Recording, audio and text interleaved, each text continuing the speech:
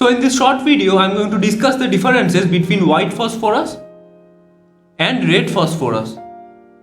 So first we will discuss the structural difference between both of these.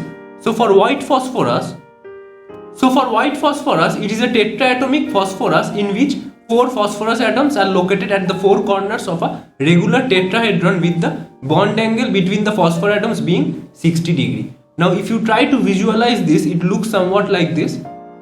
So this is how the structure looks like for the white phosphorus. This is the structure for the white phosphorus. This bond angle is 60 degrees. So now do not get any misconception by seeing this. This portion is on the flat. This portion is flat and this phosphorus atom is elevated. So this is my plane, this is the plane, this is the plane, and this phosphorus atom is elevated. This phosphorus atom is elevated. So this angle is 60 degree, and this bond length has a value of 221 picometers. 221 picometers. This is the bond length. Now because this value of this bond angle being 60 degree, this makes the entire molecule highly unstable. The value of this bond angle being 60 degree makes this entire molecule highly unstable. Hence, you will see that white phosphorus is always unstable. This is the reason why white phosphorus is unstable. So now we will discuss about red phosphorus. So for red phosphorus, in red phosphorus a large number of p4 tetrahedrons exist by cleavage of inner pp bonds. This results in a phosphorus-phosphorus bond chain to form a polymeric structure. So it will be clear after you see the diagram. So this is the structure of the p4 chain, that is the red phosphorus. For red phosphorus, the molecular structure looks somewhat like this.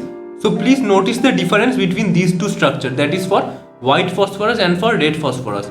For white phosphorus, if you look closely, you will find that a bond exists between these two p atoms.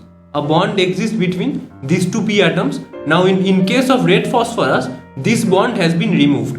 This bond has been removed and phosphorus gets to free its arm with another chain of tetrahedron, that is another tetrahedron of p4. So doing this, what happens is this 60 degree angle which it was restricted, the bond angle was restricted to 60 degrees for white phosphorus. Now this constant is no longer applicable for red phosphorus. Now the new bond angle becomes 101 degree. The new bond angle becomes 101 degree. This is because this inner pp bond is replaced by this bond which connects this entire tetrahedron to this another tetrahedron.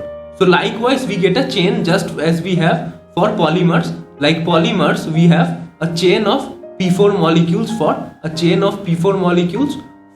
red phosphorus. A chain of p4 molecules for red phosphorus. Now the reason why this is more stable, the reason why red phosphorus is more stable than white phosphorus is because this bond, as this bond doesn't exist for red phosphorus, hence the bond angle becomes 101 degrees, but for white phosphorus the bond angle was 60 degrees. Hence for white phosphorus we had the inner angular strain. So this strain no longer exists for this bond which has now an angle of 101 degrees. So for red phosphorus it is more stable and white phosphorus is less stable. So now the second point is how to prepare white phosphorus. So the second point is the preparation, how to prepare white phosphorus. So white phosphorus is prepared by heating a mixture of powdered mineral phosphate.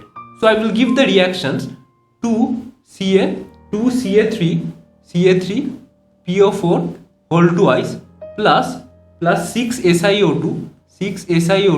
These on heating at 1773 Kelvin. On heating at this temperature, what we get is 6 CaSiO3 plus P4O10. This is what we have. This is the first reaction.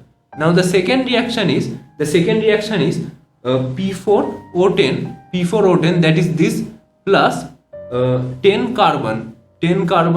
This will give on heating at the same temperature 1773 Kelvin will give P4 plus 10 carbon monoxide. So this what we obtain, this P4 what we obtain is nothing but white phosphorus. this is my white phosphorus. So this is how we prepare white phosphorus. And now for red phosphorus. So for red phosphorus, what we do is we take white phosphorus. We take white phosphorus. Now we heat this. The temperature is 573 Kelvin. 573 Kelvin, and we have to heat it over an inert atmosphere of CO2. Inert atmosphere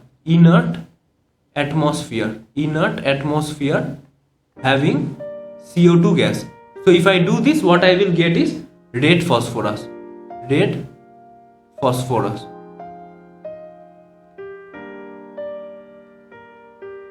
So I will repeat this point once more. Remember that white phosphorus is more reactive than red phosphorus, because white phosphorus is more reactive than red phosphorus because of this bond angle. The bond angle of white phosphorus is 60 degrees and the bond angle of red phosphorus is 101 degrees. Now because the bond angle for white phosphorus is 60 degrees, hence there is higher angular strain between the bonds. Now this higher angular strain makes this molecule highly unstable, hence it is readily active for reactions, while red phosphorus is less reactive than white phosphorus. So now we will move on to the third point. So white phosphorus has a garlic odor, while red phosphorus has no characteristic odor. So white phosphorus catches fire in air, while red phosphorus does not catch any fire in air. So you can understand why it catches fire in air. Because of the high angular strain, white phosphorus is highly reactive, hence it reacts with the oxygen present in air. I will show the reaction P4. Let me write it with a different color. So I will write it with yellow color. P4 plus 3 oxygen will give 2P2O3. This is what happens. This is the reaction, and because of this, white phosphorus will catch fire in air. Now this compound which is formed is known as phosphorus trioxide. This is phosphorus trioxide. So now we will move on to the fifth point. So white phosphorus is poisonous and has to be handled carefully, while red phosphorus is not poisonous. So white phosphorus is soluble in organic solvents, while red phosphorus is not soluble in organic solvents. So white phosphorus will react with NaOH to form phosphine, while red phosphorus does not participate in such reactions. So now the last point is really interesting. For white phosphorus, it exhibits phosphorescence, while red phosphorus does not. Now what is this phosphorescence? So remember, I showed this reaction where white phosphorus catches fire in air. P4 plus 3 oxygen gives phosphorus trioxide. Now during this reaction, white phosphorus emits a greenish glow. Now this glow is visible in the dark, and hence this phenomena is known as phosphorescence. Now white phosphorus exhibits phosphorescence because it reacts with air in such a manner. But red phosphorus does not react with air, hence it does not participate or exhibits phosphorescence. So this was all about white phosphorus and red phosphorus. The most important thing about this video is this bond angle. Remember that the bond angle for white phosphorus is 60 degrees, while for red phosphorus, as it forms a polymeric chain, the bond angle becomes 101 degree, hence making it a lot more stable than white phosphorus. So this was all about this video. Thank you.